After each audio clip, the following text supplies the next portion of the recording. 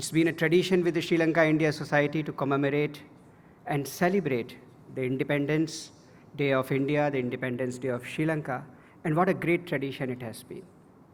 Because it not only celebrates the independence, but as I have said earlier, it also celebrates the relationship. And that is the contribution you all continue to make for enriching this age-old relationship which continues to grow and grow and grow. And for this, I do sincerely need to thank not only all of you, but also first and foremost the distinguished chief guest today. Your Excellency, the Honorable Prime Minister, your guidance to this relationship is like sunlight and also the nourishing water. The care, the nurture that you provide to this relationship, the personal attention is reflected in your distinguished presence here today. So please accept, on behalf of the society, permit me and please accept our sincere gratitude for your presence here. We, of course, are very grateful to you for your guidance and will continue to look forward to your guidance for the society as well as for the relationship. I am happy to mention that in the field of financial technology, digital technology, we have come a long way. Our respective agencies have signed the Memorandum of Understanding, and we hope to see the rollout of QR-based UPI systems, which will ease the transactions by incoming Indian tourists and will, of course, attract even more tourists from India to Sri Lanka. Of course, you are aware that the Indian rupee has been made the currency for trade transactions, and I am happy to note that here again, there is progress, and of course, we can do more.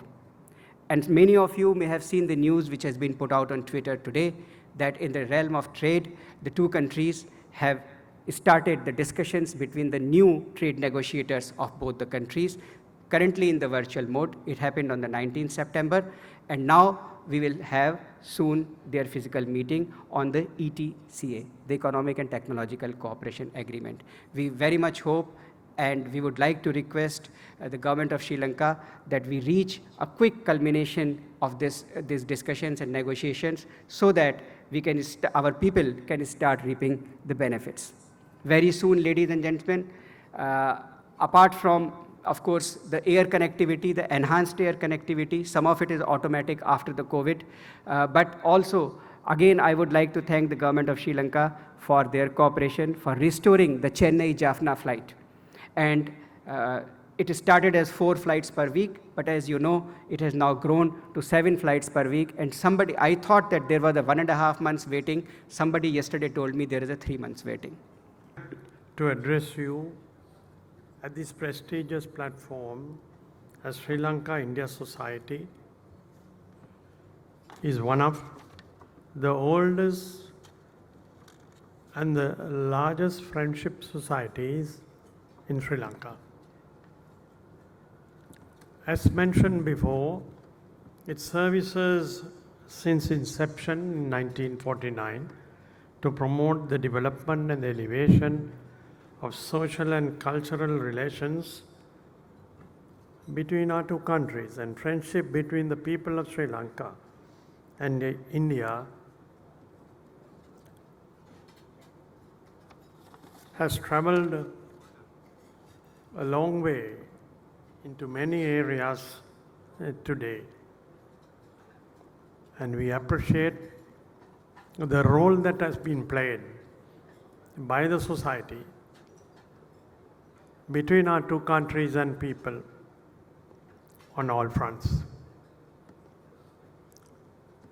I'm glad to note Mr. Reddy and the Dynamic Committee working hard to further strengthen ties between the two countries and further relationship built over the many years that we have passed and to the future, especially upholding the roots of societies and its cultures.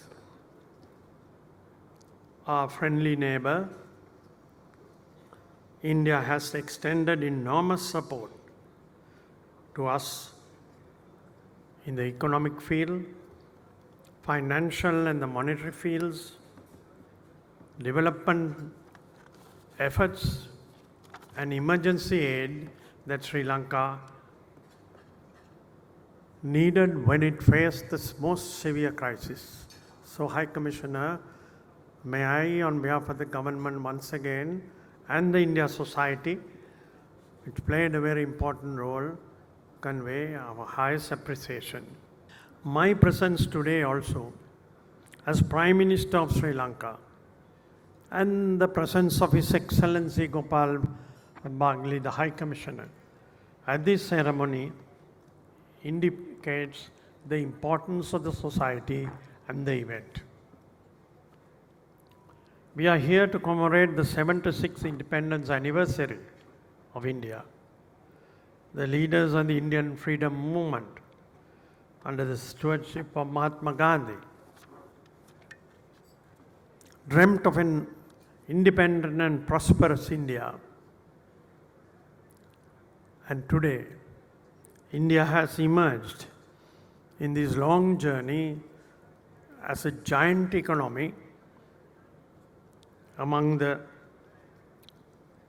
strongest economies the world has built.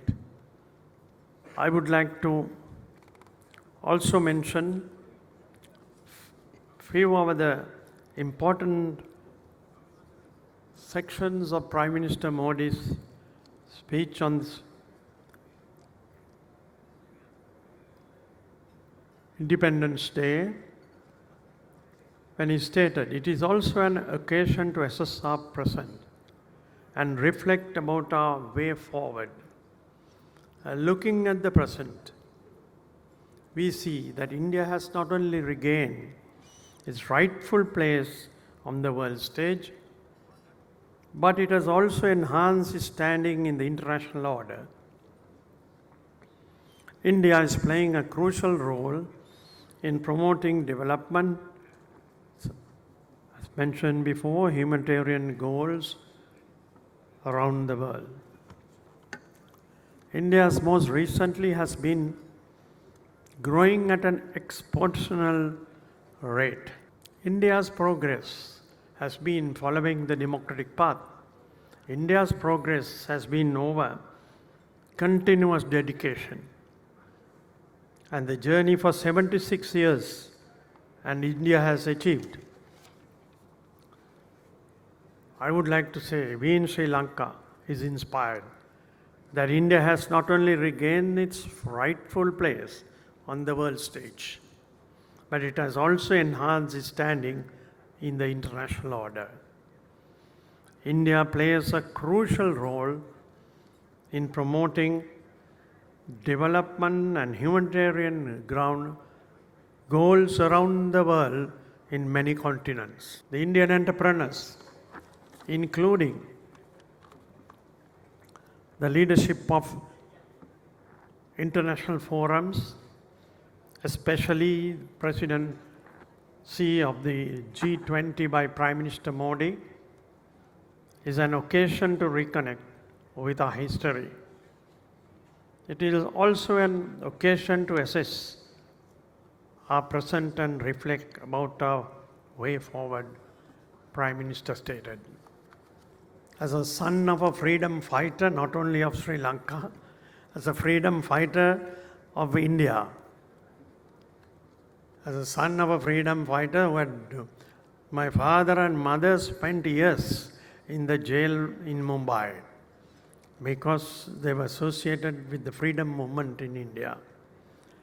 Therefore, our close relationship, High Commissioner, with India and Sri Lanka not only goes to our office that we hold, but a long way through our cultures, religious associations, people to people travel that take place between our two countries, and the achievements of India.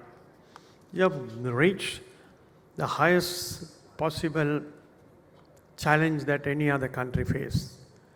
Chandrayana, going up to the moon. The space has been captured by the great Indian people, for which we salute you again as Sri Lankans.